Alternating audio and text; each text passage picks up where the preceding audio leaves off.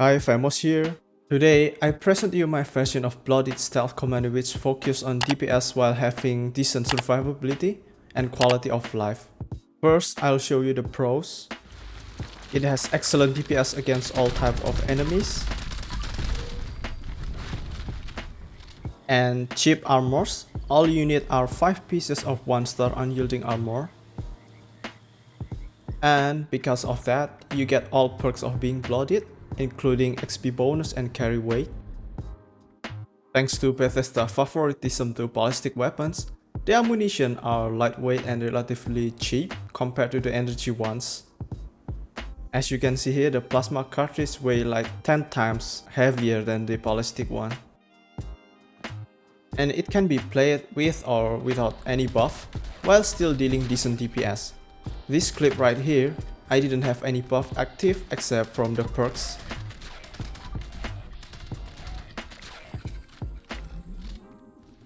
But there are some cons.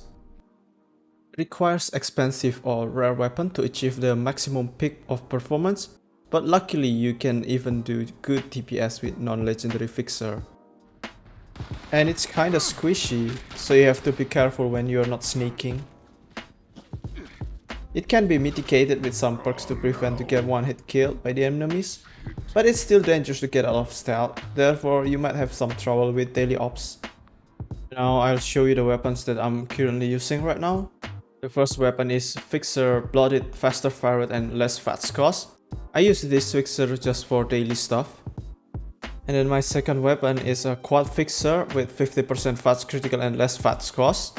This fixer is really good for boss fight, especially Earl and Scorchbeast Queen. You can also put Prime Receiver on it if you want to. The 25% less fats cost is really useful for your convenience. Though actually for possible max DPS, the 15% faster reload could be better, but it's really much harder to manage your AP cost without the 25% less fats cost. As an alternative prefix, anti-armor fixer on handmade is also very good for a boss fight if you happen to have one. And the final one is Quad Tesla rifle with automatic barrel. I use this for radiation rumble just to tag enemies. And for armors, actually they are still the same with the Uncliffed Scout Rifleman build. Chest piece with unyielding AP refresh and weapon weight reduction. And also I put asbestos lining on it. This will prevent you getting burned with the falling embers in a earth fight. And every other piece are also the same. AP refresh and weapon weight reduction. Except one piece that my left arm, I'm using poison resistance. Because I don't have funky dots in my legendary perk, so I put the poison resistance in my armor instead. Next, I will show you the perks that are the most important for this build. In the perception we have Commando, 3 Commando cards maxed out. And I have Concentrated Fire because we are gonna use VATS all the time. And to increase your DPS further, you need Ground Pounder to make your reload faster. You just need rank 2 on it. Next one is Tankular because you want the armor penetration, which is very important these days. In Endurance I have Fireproof. This is one of the best defensive perk. It prevents you to accidentally die by any explosions in the game. In Charisma I have Tenderizer, maxed out, because this is still multiplicative. In Intelligence as a Bloodied, of course you need Nerd Rage, which is pretty good for more damage and increase your damage resistance, and just a little bit of AP regen. And I think main source of your damage is actually from agility and luck. And here I have Covert Operative to increase your sneak damage multiplier, and then Escape Artist because you're gonna stealth a lot and it helps you to get out of trouble. And here I have Born Survivor. And for me, this card is really important for every Bloodied build, so you don't die accidentally. And the next one is Mr. Sandman, and this card is really strong, especially if you're using Silenced Weapon because this will increase your sneak damage multiplier even more. And also remember to put Covert Operative below of Mr. Sandman because for some reason it increases your sneak damage multiplier even more, up to 3.75. It just works. And of course maxed out Gun Fu and maxed out Adrenaline because actually these two perks that made me able to kill Scorchbeast Queen under 1 minute. If you're able to get all the buffs from them active, you will deal huge amount of damage. And in luck, I have Quick Hands, and this is one of the most important to increase your DPS, because reloading took away like 2 seconds. And the next one, I have Good with Salt, and of course you can replace this with another perk such as Bloody Mess. And the next one is Critical Safety and Better Criticals. These two cards are my favorite that I cannot separate them, so I always have them maxed out and equip both of them. Start Shins, because just to prevent you get your mutation cured accidentally when using right away. And the final card is Tormentor. It's very useful to fight Scorchbeast Queen. And because we are using automatic, you just need 1 level on it. And for daily loadout, I'll add Blocker. And because I'm carrying a lot of camps on me, I will use Traveling Pharmacy. And in Endurance, I still have 7 points left, so I'll add Life Giver, Rejuvenated maxed out, and a Radical.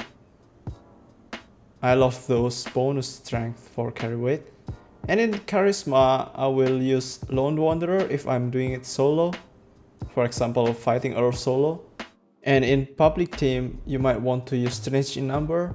And Happy Camper actually just optional. You can put anything like inspirational or whatever. In Intelligence, I will use Batteries Included and First Aid.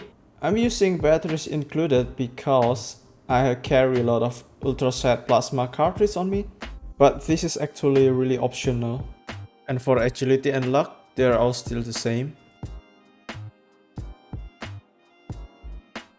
For Speedrun, I'll replace Happy Camper and Strange in Number with Lone Wanderer. And in Luck, I'll put down Cooked with Salt and replace it with Bloody Mess. Actually, if you don't have any plan to use food for your build, you can ditch Cooked with Salt and replace with Bloody Mess forever. I'll show you my legendary perk that is Follow Through. I have it maxed out, and this one provides you 40% of damage because you sneak all the time. And I have 5 cards of special points here, because I don't find any other legendary perks very useful, except if you really want to use something like Sizzling Style and Funky Dance. They're decent, but I love my quality of life perks better. Also, you might want to rank up your legendary luck earlier, up to rank 3, so you can achieve 18 luck. And combine that with all 5 pieces of Unyielding, you can easily reach 33 luck. Now I'll show you the mutations that I have right now. I have an Eternal Reaction to increase your damage further when you're at low HP. And then I have Eagle Eyes to increase your critical damage by 25% or 32% if you have Strange in Number. And then Egghead to increase intelligence, but this one is optional. And then Herbivore to multiply the effects of your food buffs. And then Marsupial for extra carry weight. And you can jump around really high that you can replace your position better. And Scaly Skin to increase the damage resistance we have, but this one is also optional for you. And Speed Demon to increase our reloading speed, and it's essential for DPS increase. As you might have noticed right now, I don't have Class Freak on me, so the negative effects of the mutations are really bad. So if you want more strength and endurance, you can remove Egghead, but in the cost of +6 intelligence. Not only Egghead, but also Bird Bones, also reducing your strength by 4, and it's also optional for you. Next, the food that I regularly eat, Blight Soup here to increase the critical damage.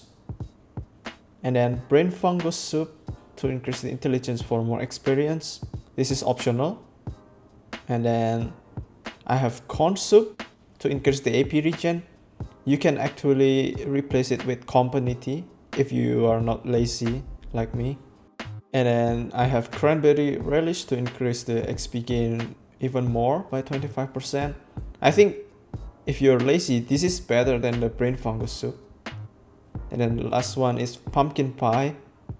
This is actually really good because I can push my 20% of HP even higher, and prevents me to getting one hit by enemies. I will explain you how Pumpkin Pie and Turtle Salad works. So basically, right now I have Pumpkin Pie that adds max HP by 40. So you want to have your current HP less than 40. So I'll use my Assaultron head to increase the radiation level. And now I have 31 HP left. And after that, you want to equip your life-saving armor piece. And you only need 1 star only actually. The 2nd star and 3rd star are not really important.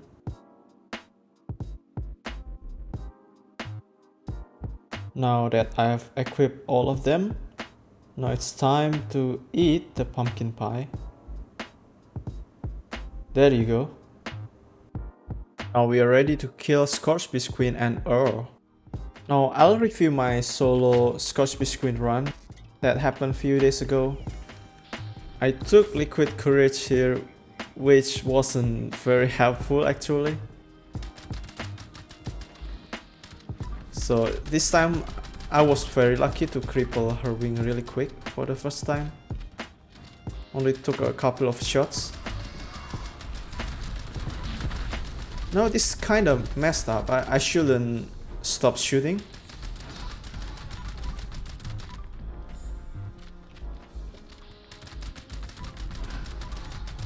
And now I changed quickly the Fats to left wing, but sadly the Tormentor did not trigger very quickly. So yeah, this is the key moment where my gun full and all adrenaline buff stacked up on me. This is why I can kill her really quick from 90% HP to 0% in like 10 seconds. So that's it for today. Let me know in the comments if you have any questions. Thanks for watching and have a good day.